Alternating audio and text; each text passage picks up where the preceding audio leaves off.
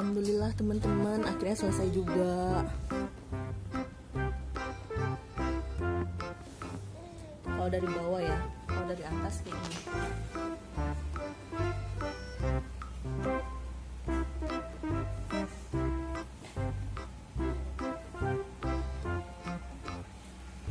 Di samping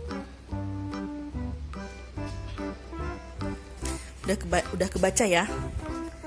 Nah jadi sebelum ini waktu itu masih separuh, saya udah pernah posting di beberapa grup. Terus kebanyakan beberapa bilang katanya ini kelebihan giginya satu. Ini kan Bismillah sampai ke situ ya.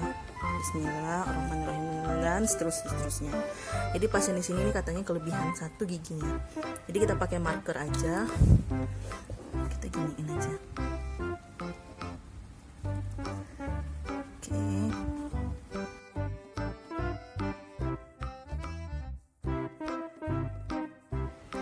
Oke, setelah kita edit, nggak kelihatan kan? Sama aja kan bentuknya. Jadi mana sih tadi? Nih. Kalau dari sini masih belum kelihatan. Coba dari dekat nih. Sengaja nih, saya bikinnya nggak begitu rapi, biar tahu ininya nanti tinggal dipakai ini lagi. Jadi ini panjangnya itu sekitar 103 cm dan dibutuhkan sekitar 8.222. Pokoknya 82222 dan ini kita pakainya timbal balik. Nah, belakangnya itu seperti ini. Oke.